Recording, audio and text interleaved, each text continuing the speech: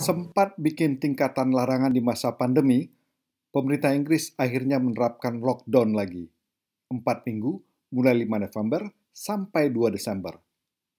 Tadinya ada tier 1, 2, 3, tergantung daerah. Tapi cuma bikin bingung rakyat. Dan saya duga, PM Boris Johnson pun tak bisa menjawab beda tingkat 1, 2, atau 3 itu. Every area in England falls into one of three alert levels. London misalnya, kena tier 2, terus Cambridge tier 1, dan Manchester tier 3.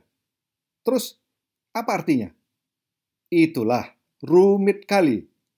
Bapak-bapak sama mama-mama yang kerja, yang belanja, yang ke gereja, masjid, kuil, atau yang rutin cakap-cakap di warung kopi, nggak ngerti. Belum lagi abang-abang sama kakak-kakak yang suka ngumpul di pub. Manalah dicek orang itu dulu. Tier berapa kita ya? Dan bolehnya kita ke pub rame-rame? Atau boleh, tapi maksimal 6 orang. Pusing. Jadi tetaplah orang lalu lalang seperti biasa. Makanya naik terus yang terinfeksi COVID-19. Naik terus jumlah orang yang meninggal. Ternyata sama keras kepalanya orang Inggris sama orang Indonesia. Juga sama cerdasnya. Ketika pemerintah lemah, mari kita mainkan celah-celahnya. The virus is spreading even faster. Kalau restoran, pub, warung kopi, toko pakaian, dan segala macam yang bukan kebutuhan dasar harus tutup, barulah semua paham.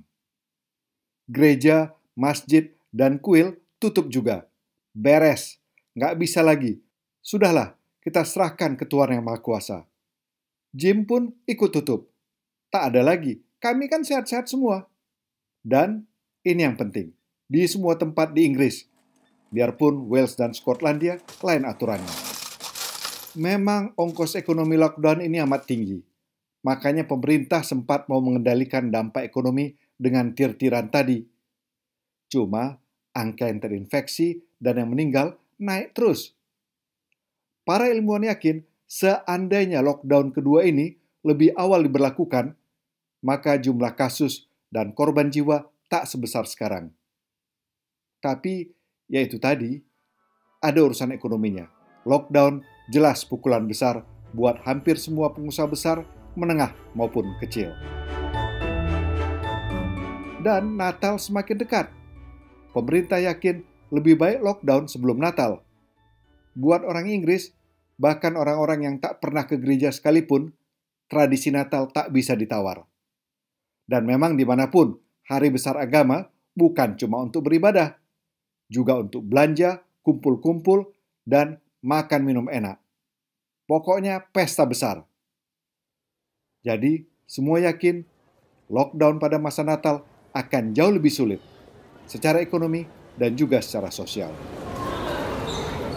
Kalaulah lockdown kedua ini tetap tak bisa mengendalikan COVID-19, itu dia. Sekarang pun para politisi sudah ribut, yang siap memperpanjang lockdown dan yang menentang lockdown kedua ini. Cuma, setelah tinggal 20-an tahun lebih di Inggris, tak terbayangkan saya lockdown pada malam dan hari Natal. Saya sendiri siap-siap bersepeda lagi ke pusat kota, menikmati jalanan London yang jadi sepi dan luang, seperti di lockdown pertama. Kalau orang-orang kali ini memang patuh seperti dulu.